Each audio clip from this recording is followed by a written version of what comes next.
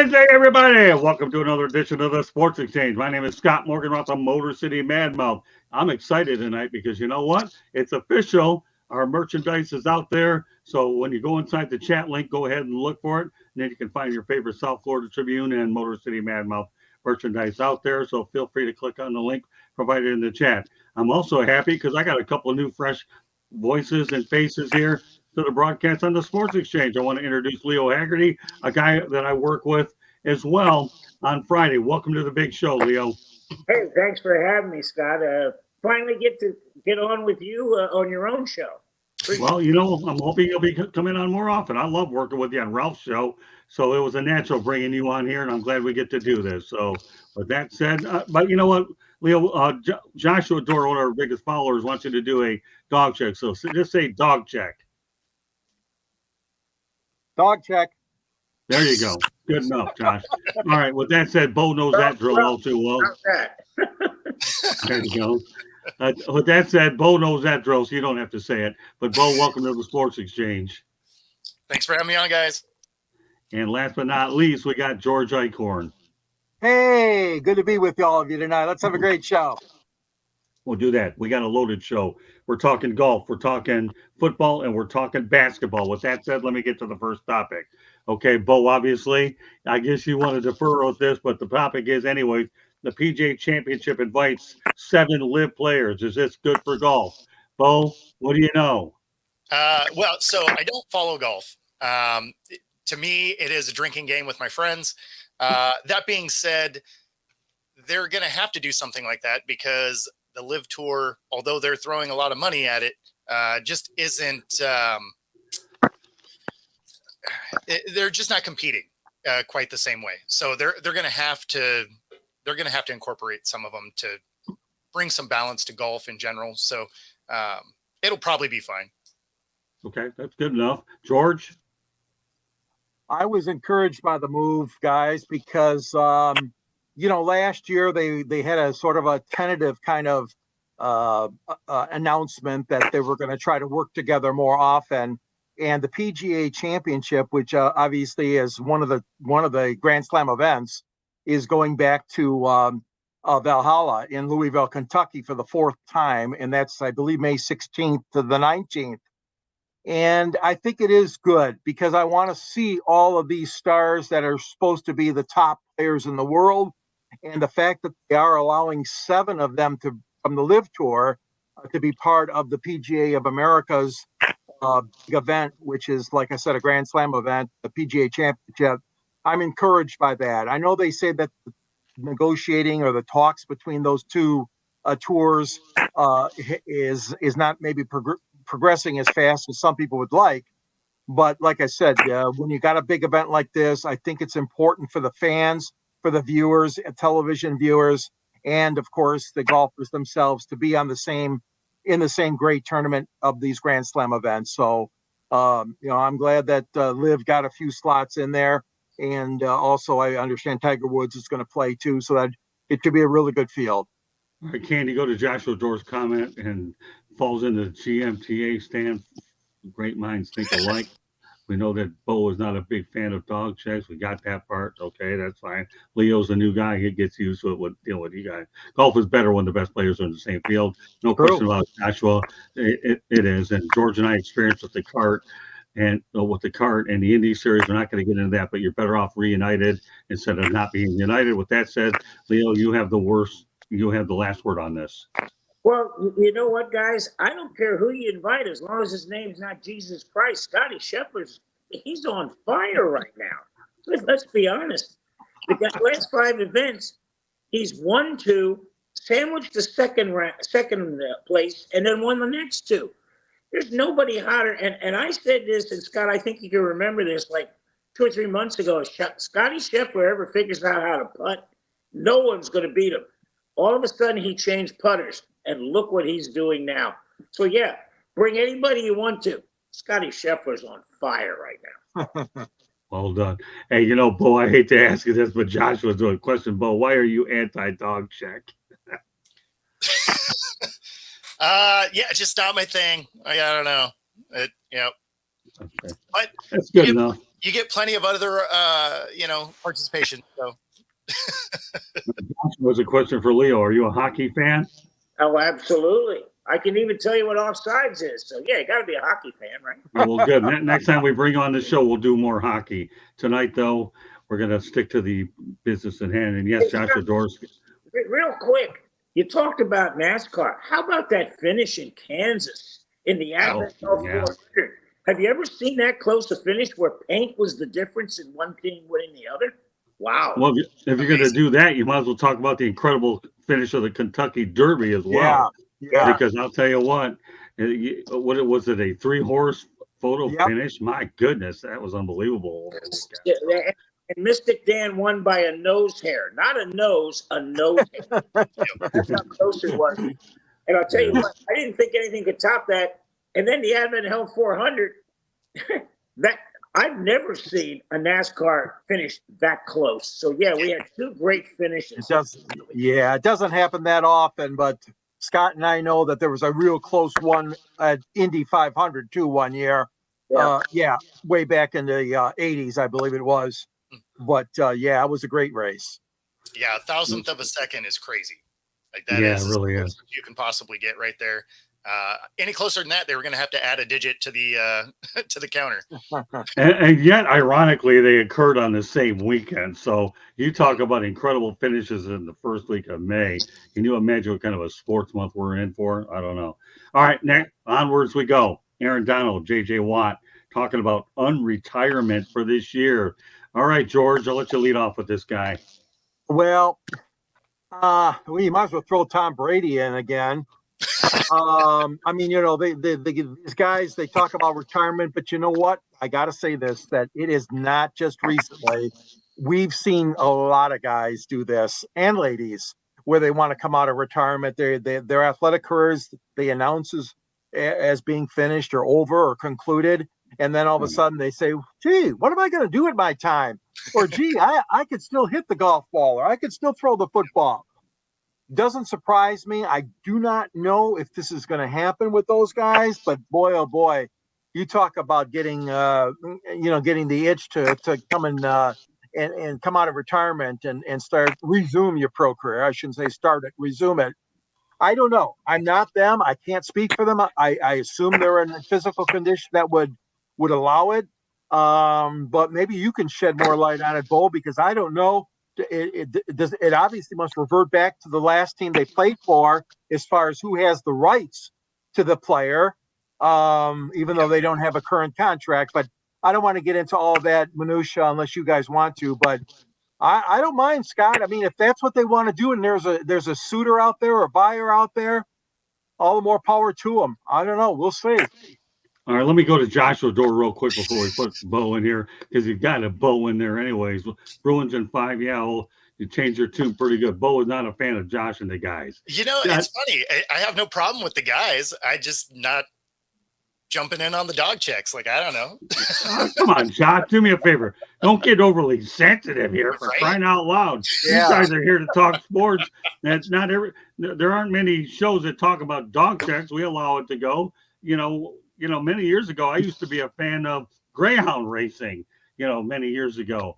And in fact, I'm going to, before I turn it over to Leo and Bo, well, no, you know what? I'll get to the dog racing story in a minute. So, Bo, since it was your topic, what are your thoughts about it? Yeah, so, I mean, the two are different, right? Because J.J. Watt has been removed from the sport for a couple of years now, right? And Aaron Donald, he walked away at the end of this last season. So he would, if he were to come back, he would be a Ram, right? That's how he would land. And it seems like for Aaron Donald, because he definitely still has, life in the tank. And I think the time away from football can make you realize maybe you're not quite done. So I think Aaron Donald probably has the best chance of coming back. When you listen to J.J. Watt, he sent the message out to D'Amico as, hey, if you really need me, I'm still training like I played. Give me a call, but only if you really need me.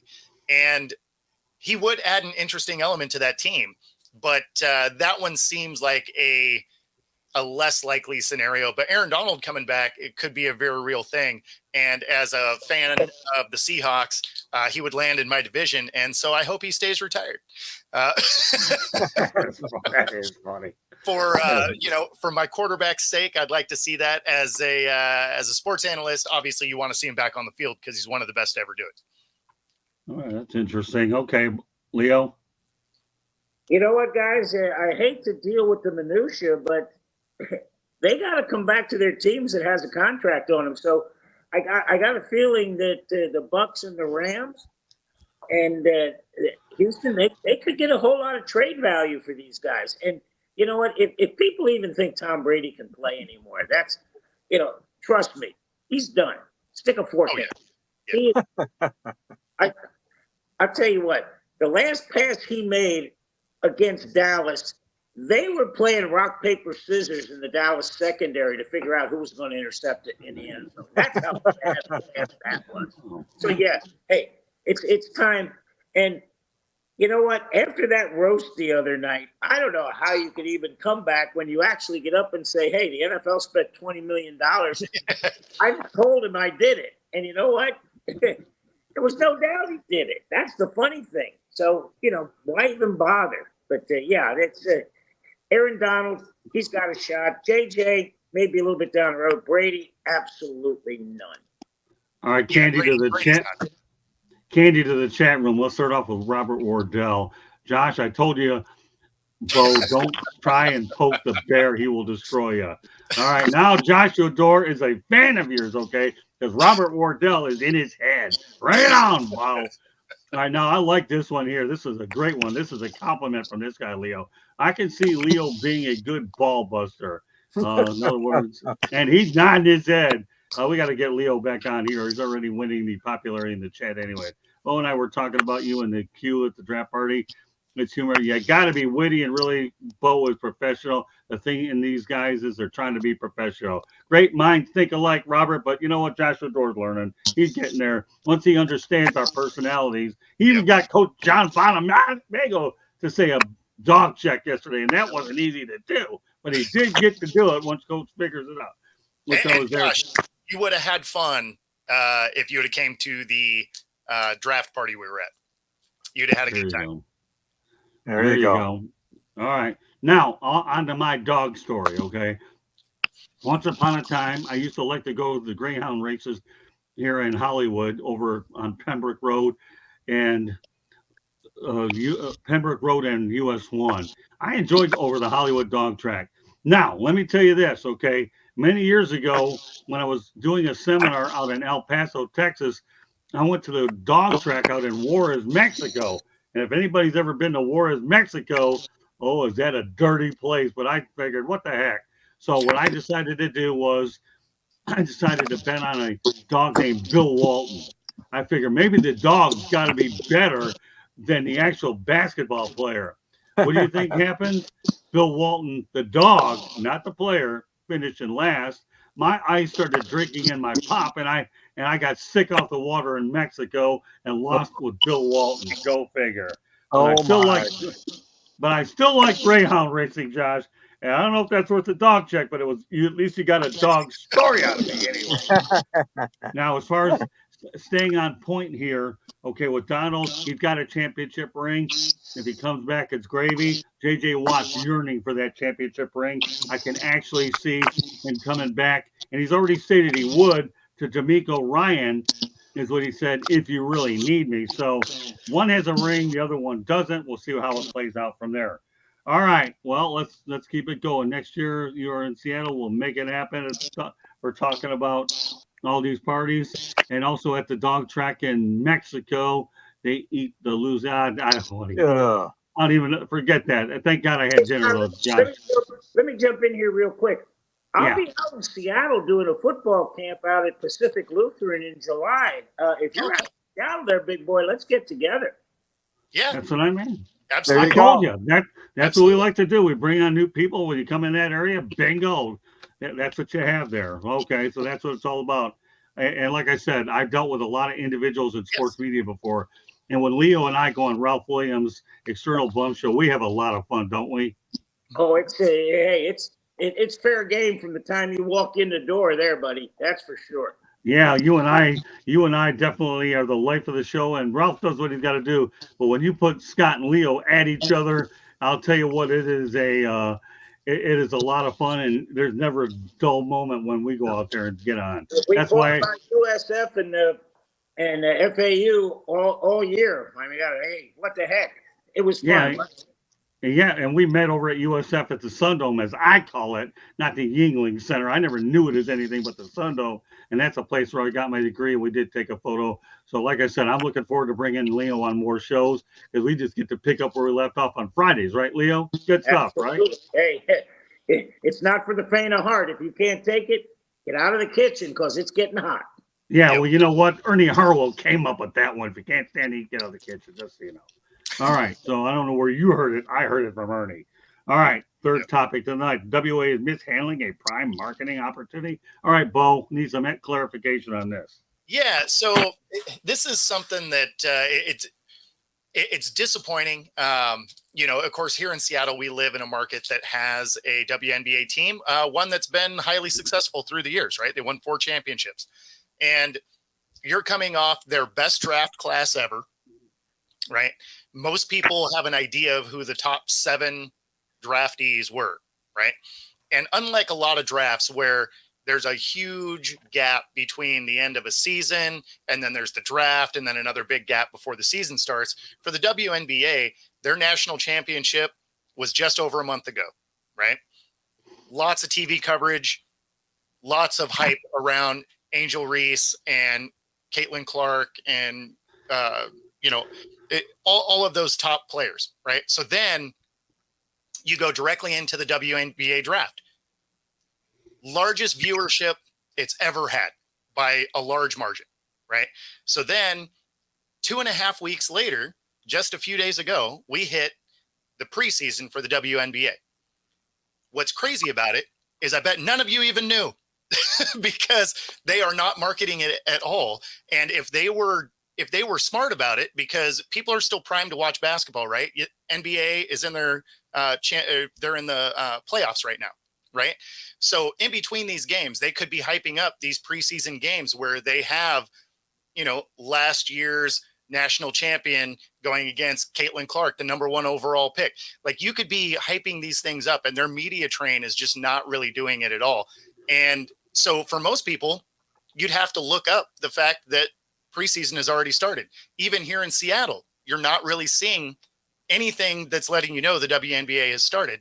And they're sitting on all of this great media that they just went through the national championship, and they're doing absolutely nothing with it. Interesting. Very interesting. All right, Leo, what's your take on this?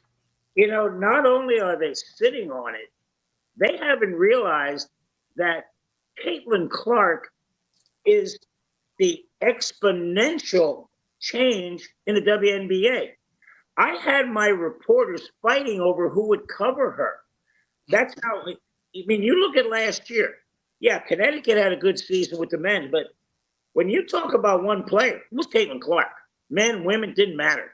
And you're exactly right. The WNBA is missing the boat on this because they should be hyping this up to the nth degree because this is your one shot to get this done. You're not going to get another Caitlin Clark come out that somebody's hitting jump shots consistently from the logo. And they are, whoever is running the media for the WNBA, they need to be looking for a job because they are missing the boat completely. Hey, that ship may have sailed. That's what's even worse about it. Yeah. All right, George. No, the ship has not sailed, Leo. Settle down. I agree that. I'm sorry, George. You're right. That ship has sunk. It hasn't sailed. It's sunk. No, it's not. No, it's not. It's far from that. Caitlin is going to do a good job. I do agree with Bo that they did skip a beat. I believe the reason is, don't forget, they still kowtow to the NBA.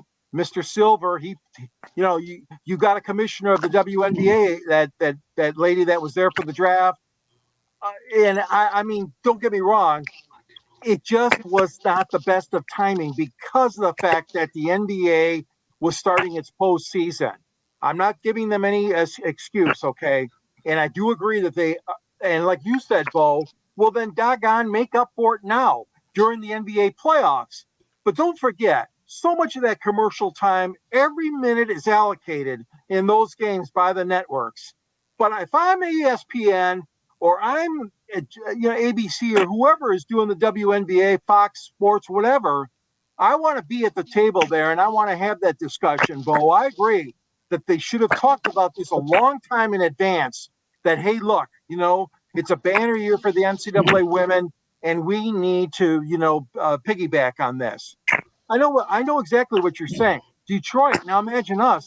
They took the WNBA team, the Detroit Chalk, out of here, and as Scott knows, even though they won championships, even though they had great management from Bill Davidson and Tom Wilson, and Bill Lambier as head coach, I mean, Detroit lost that franchise. So don't. I mean, I know what you're saying, Leo, but no, don't bury them yet. Okay, don't bury the WNBA yet. There's still a lot of exciting teams, but like I said, I am with you on the fact that this marketing opportunity they cannot close the door on right now. So, well, go ahead. Let me float the conspiracy theory part of it. Is so because the NBA it does control, the WNBA, right? Like they're controlling interest in it. Are they realistically, especially with the new TV contract coming up, are they deliberately stunning the growth because it's a tax shelter for them? You know what? I'll jump on that one because I think you're right. And here's what. My blog today was talking about what's broke and needs fixing. My blog was the NBA. There are 3 things in the NBA right now that really make it unwatchable for some people. One, the constant whining of players, especially superstars. Hey, you're not getting fouled every time you take a shot. Stop it.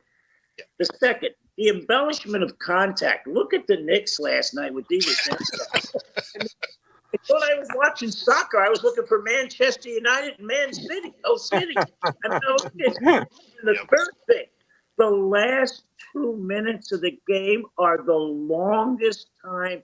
It is almost unbearable to watch the last 2 minutes of the NBA because they are reviewing every single call. It's terrible. So the NBA needs to get its house in order because they are losing viewers by the millions right now because it's just unwatchable.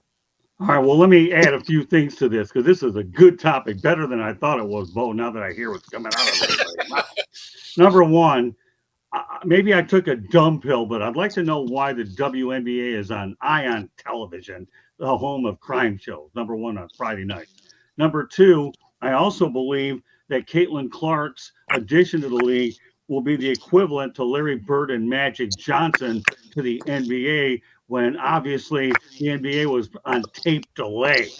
So I believe that this is an opportunity for Caitlin Clark by herself, okay, to go out there and make that impact. And by the way, as if it isn't good enough, she's already got a 7-figure endorsement deal to begin with. So if there's anybody that I could classify as a savior for the WNBA, Caitlin Clark will bring that audience, but give me a break.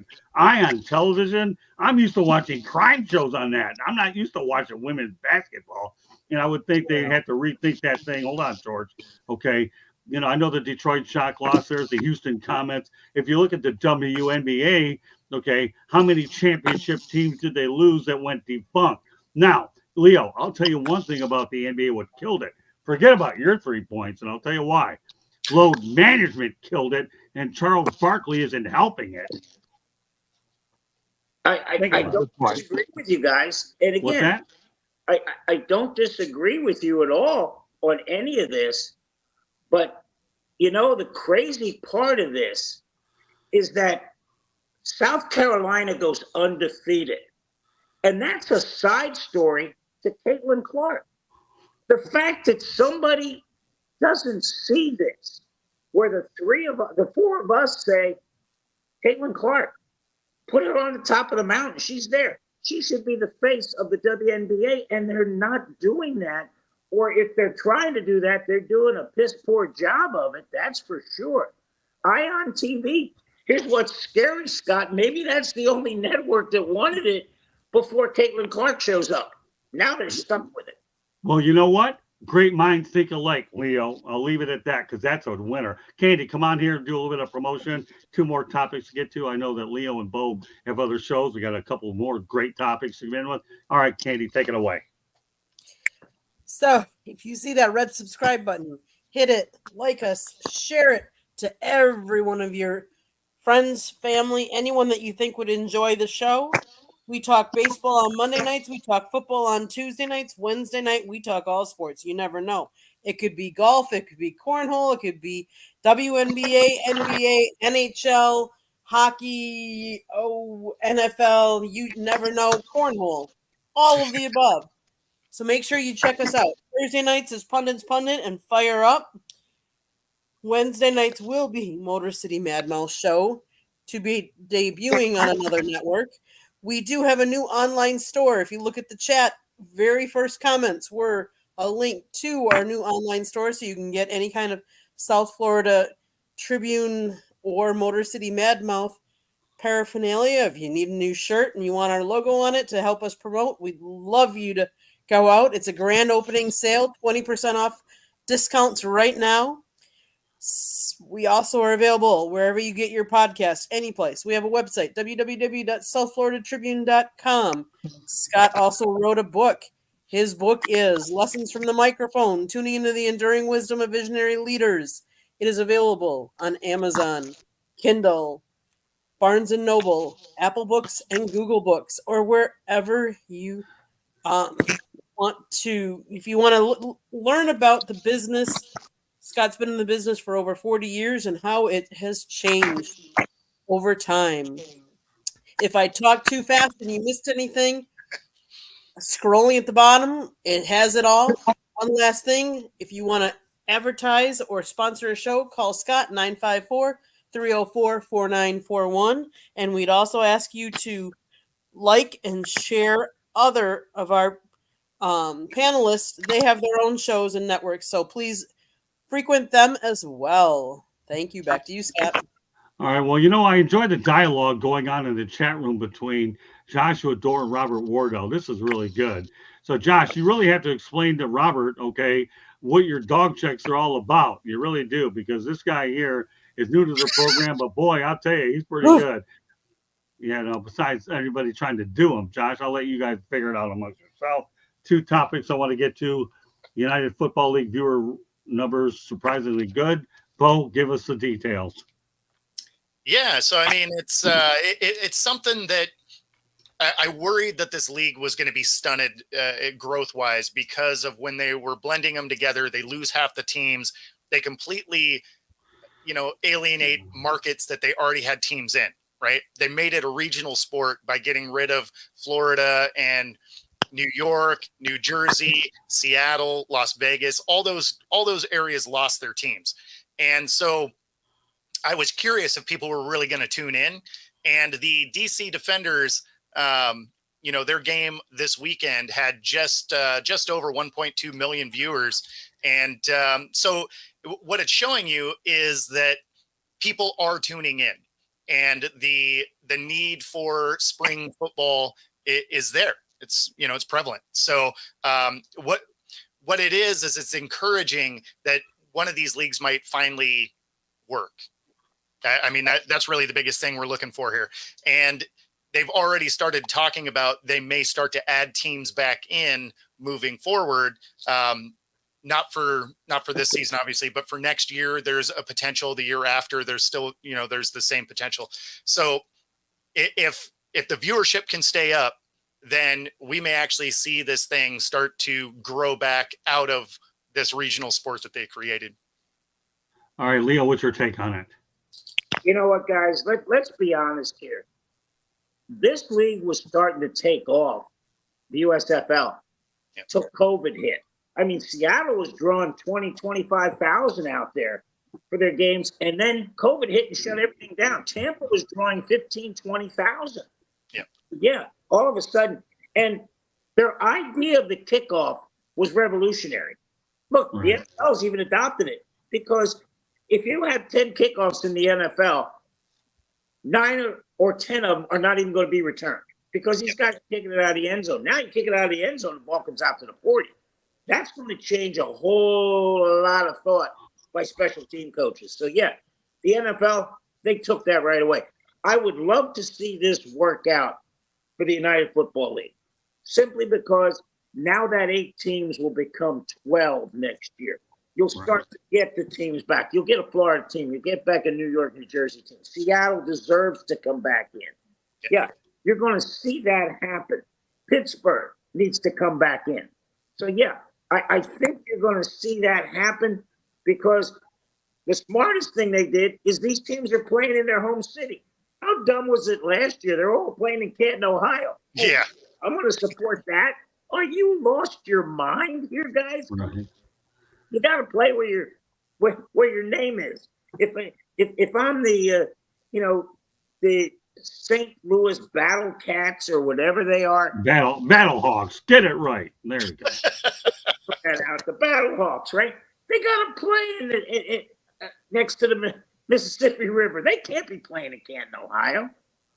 Well, they are actually, they're one of the best franchises in there, and they packed the place up. Which I'll just say this before I turn over to George: the St. Louis Battlehawks, to me, are an example that the NFL should be back in St. Louis. It'll be for another day. And if you can draw well there, then you're doing well. I do want to add a couple things to it, though, unless you have more things that you want to say there, Leo. Anything you want to add to it? No, that's enough. Hey, I defer to you, Scott. Let it rip. Okay, well, number one, St. Louis Battlehawks are a model franchise in spring. Why do you think A.J. McCarron decided to leave Cincinnati to go back to the Battlehawks to continue to play? Well, he obviously knows he loves the city and he wants to play, and they put in 40,000 plus.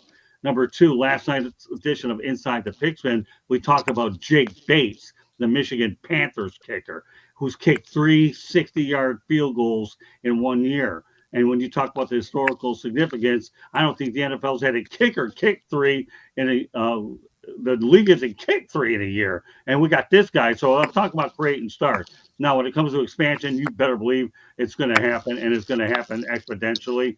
And I'm glad that they did merge. And you can't forget the fact that you have Fox and ESPN working together, and they have a lot of resources and good commentators to promote the sport properly, and they're staying to 10 games. The only thing I'd like to see maybe is if you increase the amount of teams, at least maybe make it a 12-game season on top of playoffs, and then go from there instead of 10.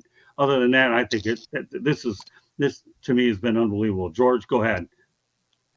Well, we do have a team in Detroit, and just to correct you, Leo, last year there were 3 cities, not just Canton. Detroit was one of them, and I believe Birmingham and Canton. There were 3 cities last year. So Detroit was the home to the Michigan Panthers and the Philadelphia team. Right. That being said, we are not packing the place, okay? The Ford Field holds 53,000 for Lions games. We're lucky to get 10 to 12,000 this year that are showing up for the Panthers. I'm just laying it out there. Can I ask a question? They're not giving up on Detroit yet. Yeah, go ahead, Leo. Is that because the Lions' success right now? Because that was the loudest stadium I've ever seen when Tampa Bay. Well, no, I mean, that's a double-edged sword, okay? Because the Lions are successful means that a lot of people can't get tickets to the Lions. So I think that the spillover it was hoped for would come out for the Panthers in such a way.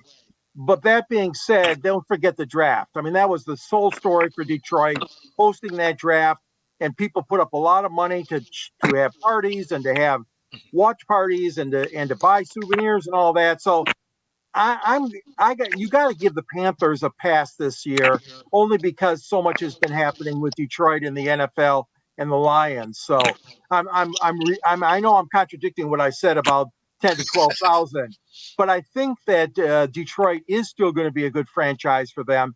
But I agree with you guys, and the expansion, yes, definitely 4 more teams next year, Scott, no question about it.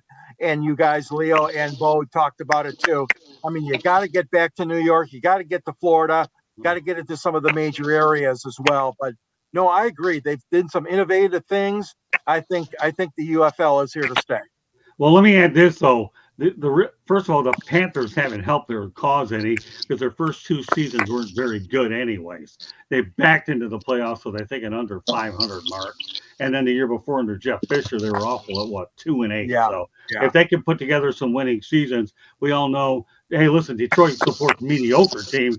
What do you think if they get a winner? They're going to even go ballistic. Don't forget, many years ago at the Pontiac Silverdome, when the Michigan Panthers put 60,000 people in that stadium for a playoff game at the Silverdome way back then. So you don't give up on the Michigan Panthers at all. And I think that with any kind of legitimate success, they're going to be fine. All right, final topic of the night. Should Jamal Murray have gotten more than a $100,000 fine for throwing a heating pad at the ref during the game? All right, Leo, go ahead. I'll let Bo have the last word on this one. Yeah, I think he should get a fine because he should have thrown something else than a heating pad. He should have thrown that guy a cane or a walker because, guys, how bad is the officiating right now in the NBA? Dear God, the whistle blows and 10 guys look around and go, what are they going to call? It's just terrible. And you can see the players are just getting frustrated. It's basically football and DVDs, which is terrible because they're allowing so much contact. I mean, Jalen Brunson has gotten 40 points 4 straight games in a row. That's because all he does is go in, he backs in, shoulders in, fakes up, and then boom, gets contact. So yeah, the NBA, they can't ignore it, but $100,000, I don't know. That's a little steep for me. Yeah, to me, it's a slap on the wrist. All right, let's go to the chat room. I like some of these chats. One of them coming from Robert Wardell. Boycott the NBA. They stole the Sonics. Well, you know what? Seattle should get a team anyways. It no matter if it's a matter of when they're going to get one. That was a great franchise. It's just unfortunate that they couldn't get their stadium situation resolved in a timely manner after they had a long time. But when they get it again, I can guarantee the Sonics will be one of the most premier franchise on the planet. Joshua Dor, well, yes, Leo, you should be a permanent addition to the show. Look at this. You're already a hit to begin with. Not that I had any doubt working with you on Ralph's show, and also agree, Robert Wardell feels the same way. Let's see, Leo. Now you're building a following here. My goodness. Seriously, dude. All right. You know what, Bo? This was your topic. Why don't you go ahead and talk about it? Yeah. So to your point, Leo, the officiating has been wildly inconsistent. So I get to it, Bo. That's for sure. Yeah. So I get the frustration for sure. But on the other end of it, he throws this heating pad. It doesn't actually hit him, but then it slides onto the floor under the players that are in motion, right? So you could legitimately hurt somebody doing this. So they give him $100,000 fine, which is nothing for an NBA player. He makes that $100,000 in the first quarter of one game. So that's not going to affect him in any way, right? But here's where the argument gets interesting, because say that doesn't hit the floor and slide past him, say it hits him in the back, you're getting suspended. Like you're making contact with a ref. You're getting suspended for sure, right? That thing slides onto the floor, and rather than the player, kicking it, he steps on it. He's done for the series, right? You're certainly getting suspended for that. So now all of a sudden you're setting a weird precedent, because now you're levying your disciplinary action on the outcome, not the intent, because the intent was to hit the ref, right? So all of a sudden you're creating a weird situation where you're showing that this is actually sort of an acceptable thing to do, because you're not actually doing anything for throwing this stuff at the ref. Nothing really happened when, another player a couple days ago threw a ball at a fan. That was a $100,000 fine too. So you're not actually providing any discipline for tantrums, right? So, I mean, the last thing you need is a $100,000 fine that these guys can pay in their sleep. You need to do something that actually affects the team, so that from within, they want these guys to kind of step in line a little bit. Because if tantrums and throwing stuff are now okay, you're going to see some pretty ugly stuff on basketball court. Well, question while we're at this. Do you think maybe the NBA didn't want to suspend him because the thought of Minnesota going on instead of Denver is not what the NBA wants? Well, there's no doubt. There's no. So I mean, and here's kind of the weird thing about it is, if your plan was we need all our stars because we need the eyes on the TVs, right? So then do you apply that suspension to next year? Right? In the regular season, nobody's watching anyway. Right? Oh, yeah. Right? Yeah. So you still do the fine. And then at the beginning of next season, you do a 3 to 5 game suspension for throwing stuff. Right? But for you to just be like, hey, it's $100,000 fine and that's it. And these guys make that lacing their shoes up. It doesn't do anything. All right. Well, you know what? Let me go out there and bring up a past situation that George and I are all too familiar with. Laren LeGros throwing at Burt Campaneris, okay? Laren LeGros, obviously, I remember talking to Burt Campaneris about it many years ago, ironically in Tampa at El Lopez Field while I was working for the Tampa Tribune. Burt Campaneris throws a bat at him, okay? And then Burt Campaneris gets to play in the World Series, and then he served his suspension the first week of the year. Who cares? Now, I'm going to simplify this whole topic under 1 or 2 sentences. And by the way, I like what Robert Wardell said. Officiating is crap to the Vegas. The fix is always in. Pretty hard to go out there and argue against that comment. Good one. I really like that. But here's what you got. Okay, ready? And then I'll hand it over to George, and we'll wrap this puppy up. Number 1, here's what the difference is. David Stern would have suspended. Adam Silver, to me, is a, yes man to the players. Okay, so all you have to do to summarize this topic is David Stern versus Adam Silver. Discussion over. Period. George, take it from there. Well, I'm not going to stop at that. I'll take it a step further, okay? Mark Davis was the referee. Mark has a lot of experience in the NBA. Say what you want about the officiating, but what Michael Malone did and the way he ran out of that court and went face to face and jaw to jaw, and you mean to tell me Malone doesn't get a fine for that behavior? Come on. This is terrible. This is terrible. I agree with you, Scott, the way Silver's running this league. There's no consistency on the calls. There's no consistency, like you guys said, Bo and Leo, on the suspensions or the amount of the fine. And you are absolutely spot on, Bo. You're leaving your sport susceptible now for all kinds of bad stuff happening, okay? Scott and I know. We saw the malice at the Palace. We lived through that era here in Detroit and Auburn Hills. And I'm telling you, you're spot on, because now what you're doing, you let Malone got away with it, okay? Going jaw to jaw with the official. Come on. We all know that, you get a technical foul if you run on the court. I don't care if there was a timeout or not. That was uncalled for. So, yeah, there's no consistency. The league has so many problems, and one of them definitely is officiating, Scott. Yeah, and I haven't been to an NBA game in a while. Don't regret it one bit. But here's the thing, okay? I want physicality in the bad boy eras and defense, not patty cake, Baker's man basketball. And I'll leave it at that. All right, Candy, why don't you go ahead and give us one more preview, and then everybody can let everybody know they get a hold of themselves. Great show tonight, and great to have Leo and Bo on at the same time. I hope you guys take this show and build upon it later on as we go all along. So, Rocket Scientist, welcome to the big show, even though it's just about over. What's up, Leo? You know what? You'll be a good one, Rocket Scientist, to watch this broadcast all over again. That way you can miss out on the 2 new stars in the building here, or at least on the set. Go ahead, Candy. Take over, promote us, and everybody gets to do what they want to do, and then go on to their respective shows afterwards. Go ahead, Candy. So Scott wrote a book, Lessons from the Microphone, Tuning into the Enduring Wisdom of Visionary Leaders. It talks about how media has changed over the course of his 40-plus years in the business. It's a must-read. Buy it on Amazon, Kindle, Barnes & Noble, Google Books, or Apple Books. If you like this podcast, listen to us, share us on any of the podcast platforms, whether it be iHeartRadio, Google, Apple, CastBox, Deezer, Spotify, wherever you get your podcast. Go check us out.